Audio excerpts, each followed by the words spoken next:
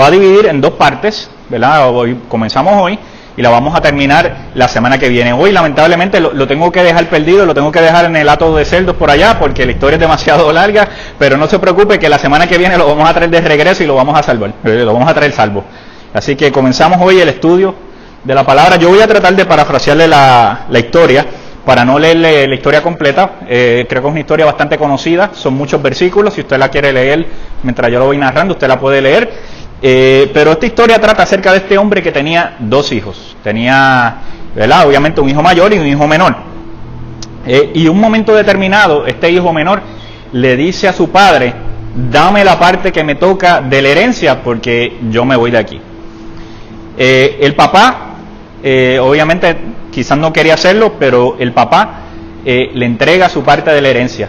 Y la palabra nos dice que pocos días después, este hijo tomó todas sus cosas, tomó todo su dinero y se marchó y se fue.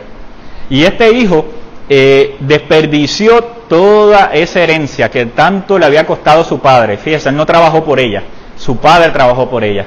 Y este hijo menor malgastó toda esa herencia en sabrá Dios qué cosas en ese momento. Pero ciertamente lo malgastó. Tanto así de que este hombre se quedó sin nada. Sin dinero, hasta que pues no le quedó otro remedio que ir a buscar trabajo en un hato de cerdos. ¿Y por qué hizo esto? Porque la palabra nos narra de que también para ese mismo tiempo llegó una gran hambruna, o sea, llegó la escasez de comida, llegó un tiempo difícil donde no había comida, y en medio de esta hambruna este muchacho tuvo hambre y tuvo que pedir trabajos en una hacienda cuidando cerdos. Una vez estando ahí, en medio de tanta hambre, a este muchacho, a este joven, tenía tanta hambre que le dieron ganas de comerse las algarrobas de estos cerdos. Fíjese, no dice que se la comió, dice que tenía tanta hambre que le dieron deseos de comerse las algarrobas que se estaban comiendo los cerdos. Hasta que de repente este muchacho tuvo un rayo de iluminación y dijo: espérate, ¿qué yo hago aquí? Si en la casa de mi padre hasta los jornaleros, hasta los trabajadores están mejor que yo. Así que yo voy a ir a la casa de mi padre y le voy a decir: yo he pecado contra el cielo y contra ti. Ya yo no soy digno de ser llamado tu hijo. Hazme como uno de tus jornaleros, hazme como un empleado tuyo, como uno de tus trabajadores. Y nos narra la historia al final de que este padre, cuando lo vio, esto él lo ensayó, no llegó ni a decirle al padre, esto él lo ensayó, que esto era lo que él le iba a decir a su papá cuando él regresara. Pero nos cuenta la historia de que este papá, cuando vio a la distancia a su hijo que venía por ahí, salió corriendo y no esperó que el hijo llegara. Él fue al encuentro de su hijo, él fue a buscar a su hijo, y cuando llegó lo abrazó y le dijo a sus otros siervos, no lo dejó ni empezar a decirle el discurso, y le dijo, llamó a sus siervos y le dijo, pónganle un vestido nuevo, pónganle las sandalias, pónganle el anillo, porque este era mi hijo que estaba perdido pero ha vuelto a casa. Y dice que este hombre mandó a matar al becerro gordo. Pobre becerro, ¿verdad? Que él no tenía la culpa de nada, pero dice que este hombre estaba de celebración y mandó a matar el becerro más gordo, el más gordito, el más bonito, lo mandó a matar para hacer una fiesta de bienvenida, de regreso a este hijo pródigo, este hijo que se había perdido y se había ido. Y nos dice que en medio de la celebración, el hijo mayor tuvo celos, no lo dice así, pero el hijo mayor tuvo celos. Le dice: yo siempre he estado aquí, yo siempre he servido a mi papá, yo no me he ido, y este hermano mío que se fue y malgastó el dinero por allá con mujeres y hizo esto y lo otro, le hacen una fiesta y yo ni tan siquiera he tenido un corderito. Su papá le dice: hijo, con todo lo que yo tengo aquí es tuyo, ¿sabes? Todo lo que yo tengo en esta hacienda te pertenece a ti también. Y así nos narra la historia acerca de este hijo pródigo. Una de las parábolas posiblemente más conocidas acerca del Señor. Esta parábola tiene un inmenso contenido teológico, muy parecido a los que tocamos en las parábolas anteriores. Pero a diferencia, en la primera parábola obviamente era una oveja, era un animal. En la segunda parábola era una moneda, era una cosa, era algo. Pero en esta estamos hablando de un ser humano. Estamos hablando del hijo de este hombre. Así que aquí en esta historia Jesús lo hizo aún más personal. ¿Qué significa pródigo? Porque hemos escuchado hablar acerca mucho de pródigo, del hijo pródigo, y decimos, la parábola, todos conocemos que existe la parábola del hijo pródigo, pero ¿qué es un pródigo? ¿Qué es un hijo pródigo? Un pródigo es alguien que despilfarra, o sea, que gasta sin cuidado sus bienes. Es alguien que malgastó algo. Fíjense que los versículos, y yo eso lo voy a tocar más ahorita, me estoy adelantando, dice que él malgastó la herencia que había recibido. Eso es lo que significa pródigo. Pródigo significa una persona que malgasta los bienes que tiene. Y eso ciertamente fue lo que hizo este muchacho. Pero la figura central de esta parábola, aunque el enfoque, aunque casi todo lo que se menciona es acerca del hijo pródigo, el enfoque, o sea, el personaje principal de esta historia no es el hijo pródigo, es el padre. El padre es la figura central de esta parábola. Hay un estudioso que dice que más que ser considerada la parábola del hijo pródigo, debe ser llamado la parábola del amor del padre. Porque si algo nos demuestra esta parábola es acerca de este amor incondicional de este papá que recibió de vuelta a su hijo, y de esa misma manera nos habla acerca del amor incondicional de Dios hacia cada uno de nosotros. Regularmente se pone un interés bien marcado en la figura del hijo, pero si solamente nos enfocamos en la figura del hijo, nos vamos a perder de los excelentes atributos que tenía este papá, que ni tan siquiera el mismo Jesús trató, ¿verdad?, de esconder que se trataba acerca de los atributos de este papá. Y precisamente concluye esta parábola de Lucas 15, ¿verdad?, dejándonos saber acerca de cómo se evidencia el amor de Dios y su disposición a levantar a los caídos cuando se arrepienten. Como les decía ahorita, de objetos ahora cambia a personas. La tesis del ministerio de Jesús era: Dios ama al pecador, y si éste se arrepiente y lo perdona, lo restituye y le da de vuelta un lugar de privilegios. La parábola tiene una estructura ¿verdad?, bastante centrada, y son los siguientes pasos. Primero, habla acerca de la caída moral y espiritual del hijo menor. Segundo, nos habla acerca de la autorreflexión o el deseo de arrepentimiento, que esto es lo que siente el hijo cuando entra en razón y se da cuenta. Tercero, esta parábola nos habla acerca de retorno y restauración, de un hijo que se había perdido y regresó y fue restaurado por el padre. Y cuarto y último, nos habla acerca del rechazo del hijo mayor. Se destaca también en esta parábola, quizás, ¿verdad?, acerca del enfoque de la naturaleza de Dios. Nos habla acerca de lo que es la predicación de Jesucristo. El enfoque de la predicación de Jesucristo, aunque Él predicó acerca de muchas cosas, es acerca de ir y buscar a aquel que se había perdido. En esta parábola, Dios es visto como un padre, desde la perspectiva del hijo menor y a los pecadores, que oían a Jesús y recibían su mensaje en ese momento. Jesús tenía de frente como su audiencia a los fariseos y a los escribas.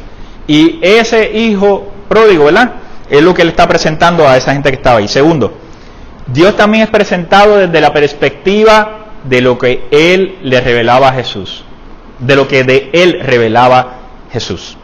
Y tercero, Dios es presentado desde la perspectiva en que le veía el hijo mayor, quien representaba a los dirigentes religiosos de la nación de la época de Jesús. Los tres conceptos se dejan ver a través de las actitudes.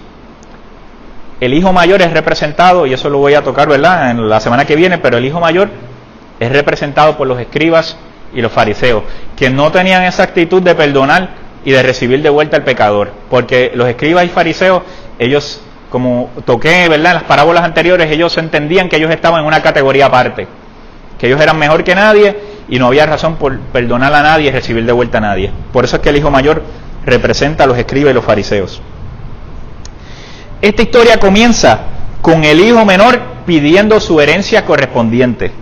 ¿Y qué tiene de malo esto? Además, nosotros señalamos al hijo menor ¿verdad? Y se lo llevó y lo gastó, pero desde el principio, ¿qué tiene de mal cuando el hijo le pide a su papá que le entregue su parte de la herencia? Tanto en esa cultura como en esta cultura, ¿cuándo es que regularmente se entrega una herencia? Cuando una persona fallece. Y este papá estaba vivito y coleando. En otras palabras, al este hijo decirle a su papá, entrégame mi parte de la herencia, es como si le estuviera diciendo, tú para mí estás muerto. Y eso era una ofensa mayor en esa cultura, y de hecho, puede ser una ofensa mayor también en nuestra cultura. Porque aunque nosotros somos culturas distintas, aquí también nosotros solemos ver que las herencias se entregan cuando esa persona fallece. Sea abuelo, sea papá, sea lo que sea, esposo, esposa, las herencias se entregan cuando la persona que deja la herencia fallece. Nuevamente, el papá estaba vivo, estaba aparentemente saludable, y este hijo le pide la herencia. Estaba prácticamente o deseándole la muerte o diciéndole, tú para mí estás muerto. En la cultura, ¿verdad?, de allá de la cultura judía, ese acto era considerado un acto de rebeldía, y inclusive la ley decía que ese hijo merecía morir apedreado. Si el papá hubiera sido otro, simplemente la ley le daba el derecho de decir, este hijo mío es un rebelde, es un cabeciduro, y la ley dice que tiene que ser muerto apedreado. Estaba en todo su derecho, la ley decía eso, pero ¿fue eso lo que hizo el papá? Eso no fue lo que hizo el papá. Si nosotros vamos a comparar esto con lo que pasa con la gente que está apartada de Dios, que está lejos de Dios, podemos decir que hay mucha gente que prácticamente prefiere pensar que Dios está muerto. Y eso tal vez lo vemos representado en una película que salió hace algunos años, una película americana cristiana, que se llama God's Not Dead. Dios no está muerto. Porque la cultura, la sociedad, de unos años para acá, poco a poco ha tratado de meter ese pensamiento de que Dios no existe. Y antes teníamos los ateos, pero ahora tenemos ateos, agnósticos, tenemos un montón de ramas de esto, de gente que no cree en Dios. Y para esta gente que está lejos de Dios, que está apartada de Dios, es como si ellos prefirieran pensar de que Dios está muerto. De que prefieren negar su existencia antes que tener que cumplir con la expectativa del Padre Celestial. Un filósofo alemán que falleció para allá para el 1900, o sea, hace ya 120 años atrás, muy conocido en el área de la filosofía, que se llamaba Nietzsche, tenía una teoría que él decía que Dios estaba muerto. Este hombre era de los ateos más grandes de su época, y su tesis señalaba simplemente la creencia en que Dios estaba muerto. ¿Por qué? Porque para él Dios era una palabra creada por el hombre. En vez de el hombre ser creación de Dios, para él Dios era creación del hombre. ¿Y por qué él decía que Dios era creación del hombre? Él decía que mucha gente hablaba de Dios, mencionaba a Dios y decía que creía en Dios porque ellos necesitaban algo que les diera sentido a sus vidas y obtener tranquilidad antes de la muerte. Surgía, según él, de la necesidad de tener algo seguro y duradero. Y surgía de la incapacidad del hombre de aceptar que vivimos en un mundo trágico, y por eso ellos necesitan creer en un Dios que los motive y los ayude a aceptar la vida. Mire qué poca vergüenza la de este hombre. Decir, en otras palabras, como yo he escuchado también decir, que Dios es un amigo imaginario. Que Dios, la gente que sirve a Dios son gente que no son cultas, que son gente sin educación, ¿sabe? Que su imaginación ha creado a Dios. Y es que la gente prefiere decir que Dios no existe y que Dios está muerto y que es creación del hombre antes que tener que someterse a lo que el Padre Celestial establece. Por eso es que niegan la existencia de Dios. Por eso hay muchos hijos pródigos por la vida. El padre no tenía que ceder a la petición de su hijo. El padre podía mandarlo a apedrear o simplemente puede decirle no. La ley dice que cuando yo fallezca, entonces a ti te toca tu parte de la herencia. Pero obviamente la historia nos dice que este padre aceptó lo que el hijo le había pedido y le entregó su parte de la herencia. Para ese tiempo, el hijo menor recibía solamente una tercera parte de la herencia, recibía una parte mucho menor de la herencia. El hijo mayor era quien recibía la parte mayor. Como decir, el 75% de la herencia le tocaba al hijo mayor y el 25% le tocaba al hijo menor, de acuerdo a la ley. Pero aún así, aunque él no tenía que ceder, obviamente la historia nos dice que él aceptó. ¿Sabe? Dios nos ha entregado a nosotros un libre albedrío. Cada persona tiene la potestad de decidir. Dios no creó robots, que Él nos controla, nos dice qué hacer, nos dice que obedezcamos y nosotros, sin tener control de nosotros mismos, simplemente lo obedecemos como robots. Dios nos dio a cada uno de nosotros un libre albedrío. Nos dio la potestad de escoger si le servimos o si no le servimos. Esa es nuestra decisión, esa es la decisión de cada ser humano. El creyente estaba sometido antes a la esclavitud según el Antiguo Testamento. Pero como dice Pablo, ya no eres esclavo, sino hijo.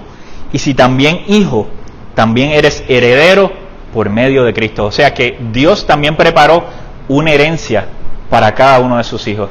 Nuestra herencia posiblemente no es monetaria, no es de propiedades, pero nos entregó una herencia espiritual que es mucho más grande y mucho más valiosa que cualquier herencia monetaria o económica o material que esta tierra nos pueda dar.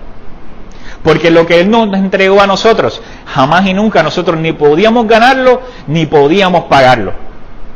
Así que esa herencia que el Padre Celestial le entregó a los que somos llamados sus hijos, es una herencia invaluable. El versículo 13 nos dice, no muchos días después, juntándolo todo, el hijo menor se fue lejos a una provincia apartada, y allí desperdició sus bienes viviendo perdidamente. La vida libertina del hijo menor es la forma de vida que elige aquel que aún no ha entendido que Dios desea lo mejor para el hombre. En esta historia, el se fue lejos representa el alejarse de Dios. Fíjese que él se alejó de su papá terrenal. Él se alejó de su papá terrenal, pero para aquel que se aleja de Dios significa que se está alejando de su Padre Celestial. Le está dando la espalda a su Padre Celestial. Presenta la figura del hijo menor en un deterioro lento y paulatino que genera en miseria moral y espiritual. Hay un cambio radical en su escala de valores. Precisamente la razón por la que este hijo menor pidió la herencia y quería irse lejos de su casa es porque en su casa él tenía que vivir bajo las reglas del Padre terrenal. Él tenía que vivir bajo lo que estaba establecido en esa casa. Y si en esa casa había un nivel moral muy alto y este hijo tenía otro nivel de pensamiento, él no podía hacer en su casa lo que él quisiera. ¿Verdad? Yo no sé a cuántos de ustedes se lo dijeron, cuántos de ustedes lo han dicho a sus hijos, o cuando usted fue hijo se lo dijeron: mientras usted viva en esta casa, usted hace lo que yo le diga. Tú te puedes pagar una casa, ¿verdad? Tú pagas renta aquí. Cuando usted se pueda pagar una casa y usted se vaya para su casa, entonces usted hace lo que usted quiera. Pues precisamente eso es lo que pasó con este hijo que está aquí. Este hijo no podía vivir como él le diera la gana en su casa. Este hijo tenía que vivir bajo las reglas del Padre Celestial. Y aunque en la vida cristiana no se trata de vivir acerca de reglas, ciertamente Dios nos ha dado unos mandamientos que nosotros tenemos que obedecer. Y mucha gente no está dispuesta a obedecerlo. Y por eso es que se alejan del Padre Celestial. Si pudiéramos actualizar esta historia, se puede decir que este hijo, una vez recibió su parte de la herencia, tomó sus cosas y se fue a Las Vegas. Y allá en Las Vegas, donde está lleno de casinos, donde está la gente, ¿verdad?, que está lleno de vicios de juegos, donde las calles están llenas de prostitutas, donde él podía gastar su dinero en posesiones, en carros, en prendas, en fin, malgastar su dinero, él se fue a ese lugar y allí, él lejos de la casa de su padre, él comenzó a malgastar esa herencia que tanto trabajo le había costado a su papá. Nuevamente, por eso es el hijo pródigo, porque él desperdició todo lo que el Padre le había entregado. ¿Qué es desperdiciar? Nuevamente, desperdiciar es gastar o usar una cosa, o dejar que se gaste o se pierda, sin obtener el provecho o todo el provecho posible. Este hijo lo malgastó, este hijo no aprovechó su herencia, él simplemente la botó en sus vicios, en sus placeres, en satisfacerse en el momento. Y esa es la vida que vive aquel que está lejos de Dios. Aquel que está lejos de Dios, yo no sé, ¿verdad? Los que trabajan en diferentes lugares, si han escuchado, siempre tienen compañeros de trabajo que está loco porque llegue el viernes para irse a beber. Está loco que llegue el viernes y que sea día de cobro para ir a gastar su dinero bebiendo. Y después de llegar el lunes en mal estado y diciendo, no recuerdo casi nada de lo que pasó el fin de semana, pero lo disfruté. Y pelado. Ya gasté el cheque, ya lo boté. Y ellos se sienten orgullosos de eso. Miren que en esa edad. Esa es la actitud que tienen los hijos pródigos. Ellos malgastan, y no solamente malgastan el dinero, sino que están malgastando, están desperdiciando su vida. Una persona que está lejos de Dios está desperdiciando la herencia espiritual que Dios le entregó.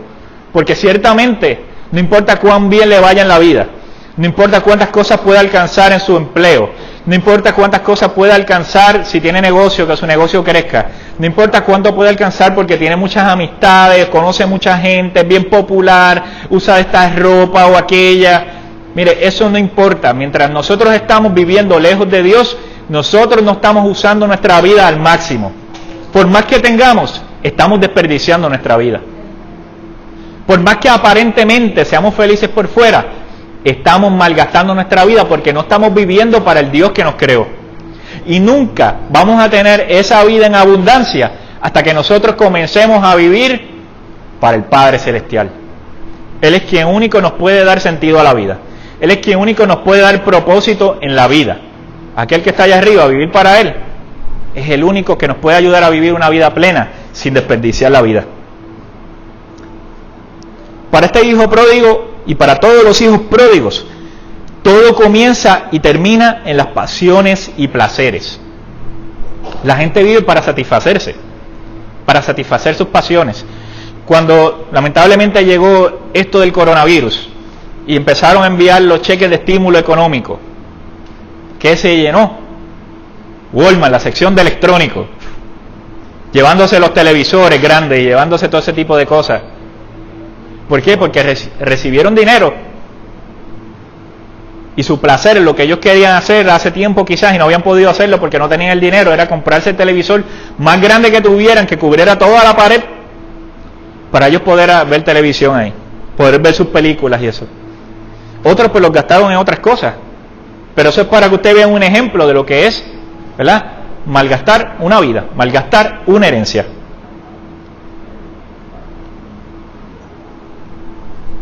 El que vive para sus placeres no puede agradar a Dios. Solamente aquel que ha aprendido a sacrificar sus placeres para dar a Dios lo que Dios se merece, recibirá algo de parte de Dios porque vive y está entregado a su voluntad. Para esa persona que es hijo de Dios, que respeta a Dios, mire, la voluntad de Dios viene primero que nuestra propia voluntad. En muchas ocasiones hay cosas que yo, en mi propia voluntad, hubiera querido hacer. Y fíjate, ni ninguna de esas cosas es lo que haría un perdido. No estoy hablando de nada malo. Pero yo siempre he tenido en perspectiva, o no siempre, cuando pude crecer y pude madurar y pude entender lo que Dios quería para mi vida, siempre la voluntad de Dios viene primero. Yo hubiera hecho o yo quisiera hacer tal cosa. Pero lo que Dios quiere es que yo haga esta otra. Mire, yo voy a dejar mi voluntad a un lado, aunque es lo que yo quisiera hacer, porque yo sé que la voluntad de mi Padre Celestial siempre va a ser mejor para mí. Tal decisión a mí me satisface, y no es malo lo que quiero hacer, pero lo que Dios quiere que yo haga es esta otra cosa. Pues mire, yo voy a dejar de lado mi voluntad y yo voy a obedecer la voluntad de mi Padre Celestial, porque yo sé que siempre lo que Él tiene para mí va a ser mejor, siempre. Mire, hace muchos años atrás, y yo lo he contado anteriormente, cuando Yanira y yo al principio que nos casamos, Antes de cumplir el año de casado, nosotros estábamos buscando nuestra primera casa para comprar. Estábamos viviendo alquilados. Nosotros conseguimos una casa en Juncos, que estaba bajo el presupuesto que nosotros queríamos. Y todo aparentaba ir bien. El banco la aprobó, los dueños estaban contentos. Llegó el día de cierre de la casa, nos sentamos allí. Y cuando nos sentamos allí se presentó un obstáculo. Ya cuando empezamos a firmar los papeles y todo, y el dueño de la casa hizo una pregunta. Y esa pregunta tumbó el negocio por una cuestión legal. Y nosotros estábamos decepcionados. Nosotros hasta en algún momento dijimos, Dios, ¿pero qué pasó? Esta era la casa, era el presupuesto que teníamos, estaba más o menos en el ¿verdad? Uno de los pueblos que nosotros hubiéramos querido que estuviera. Iba a ser nuestra primera casa. ¿Qué pasó? Pasó que Dios tenía mejores planes para nosotros. Tiempo después, como un mes después, nosotros conseguimos otra casa en Las Piedras. Esa casa costaba, entiendo que exactamente lo mismo que la otra. La casa que conseguimos en Junco no tenía verja, no tenía puerta de garaje, no tenía nada, era una casa plain. Y esta casa la conseguimos más cerca, la conseguimos en Las Piedras. Tenía verja alrededor, tenía puerta de garaje y costaba exactamente lo mismo. Y esa fue la casa que nosotros pudimos comprar en ese momento. Es la casa que estamos vendiendo en este momento, pero por 8 años fue esa primera casa que Dios nos dio. Nuestra voluntad, lo que nosotros queríamos, era comprar la primera casa. Pero Dios tenía algo mejor para nosotros y tuvo que tumbar el negocio para darnos lo mejor que Él tenía para nosotros. Yo no insistí en la otra casa, yo pude haber esperado por la otra casa, que se resolviera la cuestión legal que había del contrato. Pero yo seguí la voluntad de Dios y Dios nos dio algo mejor. Con Dios siempre es así. Siempre que nosotros busquemos hacer la voluntad de Dios, Dios tendrá algo mejor para nosotros. El que se deja dominar por sus placeres o pasiones y que vive entregados a ellos, malgasta su vida, sus talentos y sus dones. No tenemos el mayor provecho en nuestra vida si nos alejamos de Dios. Juan 15:5 dice, ciertamente yo soy la vid, ustedes las ramas, los que permanecen en mí y yo en ellos producirán mucho fruto, porque separados de mí, nada pueden hacer. Nosotros vamos a echar mucho fruto cuando nosotros mantenemos ahí, ¿verdad? Cuando nuestras ramas se mantienen ahí, pegados del árbol. De la misma manera nosotros vamos a dar fruto cuando nos mantenemos cerca del Padre Celestial. Si nos alejamos, como el hijo pródigo, si nos alejamos como la oveja, si nos perdemos como la moneda, nosotros no vamos a poder alcanzar lo que el Padre Celestial tiene para cada uno de nosotros. Este hijo pródigo malgastó su herencia y se quedó aparentemente sin la soga y sin la cabra, como decimos aquí. Porque botó su herencia, ya no tenía nada, el papá no tenía que darle nada de vuelta. Así que aparentemente este hijo se quedó sin la soga y sin la cabra. ¿Y qué tuvo que hacer este hijo? Como cuenta la historia, llegó el momento que cuando él se dio cuenta que no le quedaba nada, que estaba pelado y tenía hambre, tuvo que buscar una solución. Y esa solución es que tuvo que buscar un hacendado. Tuvo que buscar este hombre, dueño de una hacienda, igual que su papá. Y tuvo que pedirle por favor que le permitiera cuidar cerdos. Puede que haya alguien que diga, bueno, por lo menos se fue a trabajar. Pero hay algo que en su cultura no permitía que esto fuera algo digno. Y es que los cerdos, en la cultura judía, era un animal considerado inmundo. Era de ese tipo de animales que la gente no se le acercaba. O sea, un judío viene a Puerto Rico en Navidades, mire, y se vuelve loco dándose cantazos, porque aquí cuando empieza a ver por ahí el lechón, el pernil, la carne frita, un judío no puede venir a Puerto Rico de vacaciones porque se va a volver loco. Va a estar orando todo el día, no va a poder disfrutar las vacaciones. Para el judío, el cerdo, mire, eso no se acercaba a ellos. Simplemente no podía estar cerca de los cerdos.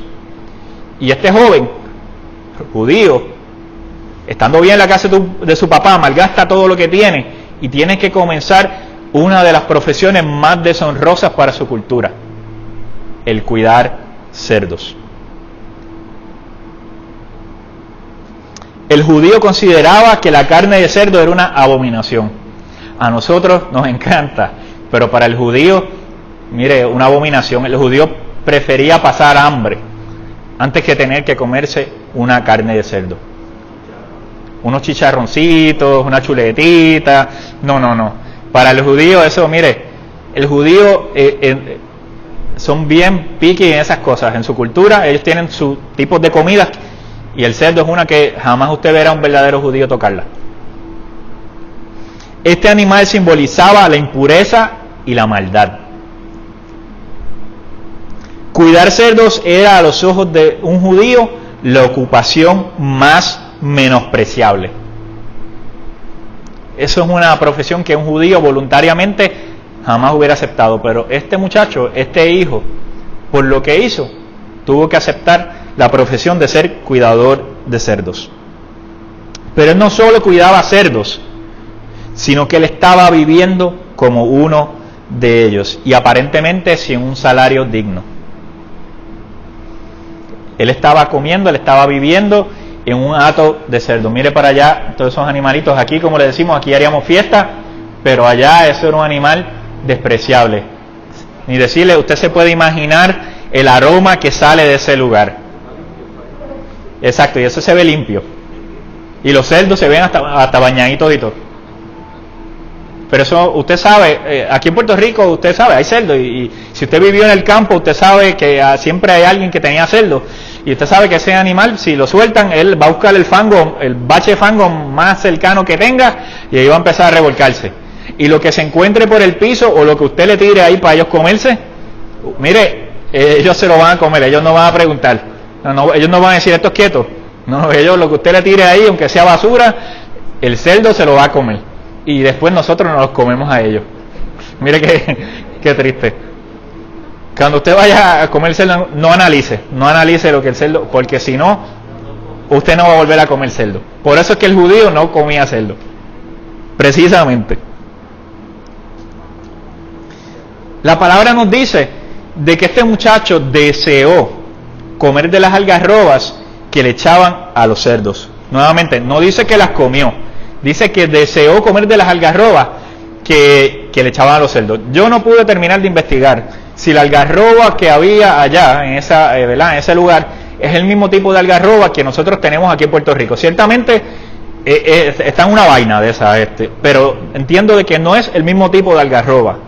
Porque mire, la algarroba boricua, por lo menos, yo nunca la he probado. Hay gente que me ha dicho que sabe buena, yo no quiero investigarlo. Me han dicho que es dulce. Lo que pude leer sí es que esa de allá es dulce también. Pero mire, por el olorcito que tiene, déjenla lejos porque yo no me interesa probar una algarroba. Aquí dice que era dulce, de sabor dulce. Pero a la misma vez dice que era considerado el pan de los pobres. O sea que para ese lugar, el pan de los pobres, el más pelado que estaba, a pesar de que era una comida de animales, que comían los cerdos y comían también las reses, pues la gente que no tenía nada de dinero comía algarroba. Mire qué triste, mire hasta la condición que este hijo llegó, teniendo todas las comodidades en la casa de su papá, teniendo allá becerros gordos, teniendo ovejas, teniendo lo que él quisiera comerse en la casa de su padre, porque quiso alejarse de su papá, porque quiso irse lejos de la voluntad de su papá, porque él quería hacer lo que él quisiera con su vida, tuvo que dejar todo eso, y ahora mire la condición que este joven se encontraba. Ciertamente esto, si lo ponemos en perspectiva, nosotros nos podemos dar cuenta que la persona que está lejos de Dios se encuentra en esa condición. Dios tiene una herencia hermosa para cada uno de nosotros. Dios tiene bendiciones para cada uno de nosotros. En la casa de mi padre siempre hay comida segura. Mira, aunque sea un platito de arroz blanco con un huevito frito encima, nosotros tenemos algo para comer. Nuestro padre se encarga de cuidar de cada uno de sus hijos. Unos tenemos más, bueno, no digo tenemos, unos tienen más, otros tienen menos, o tenemos menos, pero Dios se encarga ciertamente de suplir las necesidades de cada uno de sus hijos. ¿Cuántas veces nosotros podemos dar testimonio de que quizás estábamos apretaditos, que quizás estábamos en una situación difícil económica y de repente apareció alguien con una comprita, un familiar, la iglesia, el vecino nos dio, qué sé yo, tumbó 2 panas el vecino y te dio una a ti, y tuviste una panita para comer, y montones de ejemplos que yo le pudiera poner de que Dios se encarga de suplir las necesidades de sus hijos, que Dios se encarga de cuidar de cada uno de sus hijos. Pero cuando la gente decide apartarse de Dios, y no estoy hablando solamente de esa manera de comer en el sentido físico, estoy hablando en el sentido espiritual. Porque cuando nosotros tenemos hambre de la presencia de Dios, las cosas cambian para bien. Pero cuando tenemos hambre de toda la basura y de todas las porquerías que el mundo nos puede ofrecer, nosotros vamos a estar comiendo comida de cerdos. Eso es lo que el mundo nos puede ofrecer. Cuando nos alejamos de la casa del Padre Celestial, cuando nos alejamos de la voluntad del Padre Celestial, el mundo lo que tiene para ofrecernos son algarrobas y vivir con los cerdos. Pero en la casa del Padre Celestial nosotros tenemos todo lo que nosotros necesitamos. La hacienda de los cerdos no es otra cosa que una alegoría, o sea, una comparación que ilustra el estado de corrupción moral y espiritual de este hijo pródigo. Su corrupción moral era tal, y la corrupción moral de la persona que está lejos de Dios es tal, que como les decía, prácticamente está viviendo una vida entre medio de cerdos, revolcándose en el fango del pecado, de la inmundicia, de nuestros propios deseos, de lo que el mundo nos puede ofrecer.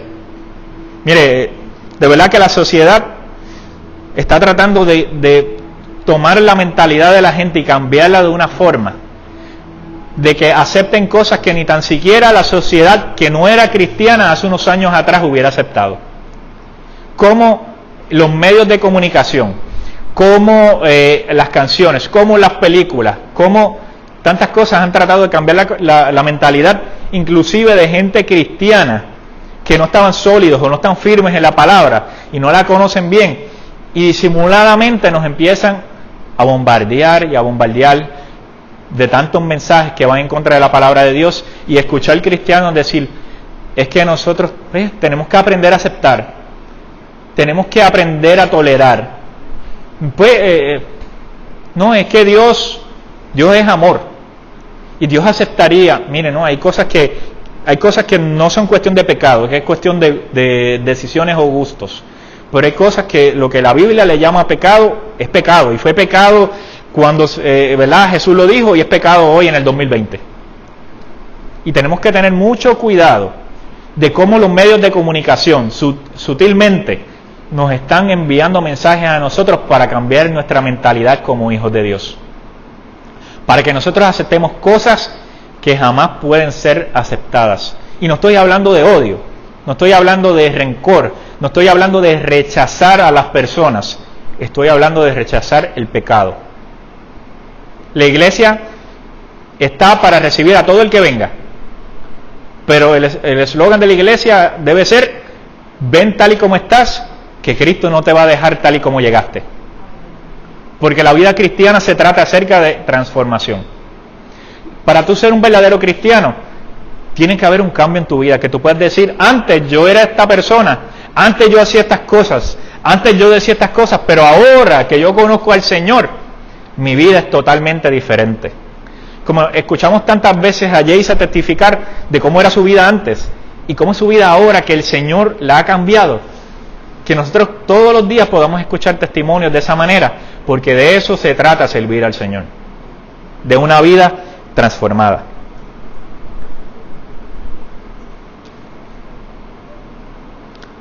Al final dice, de ese versículo dice, volviendo en sí.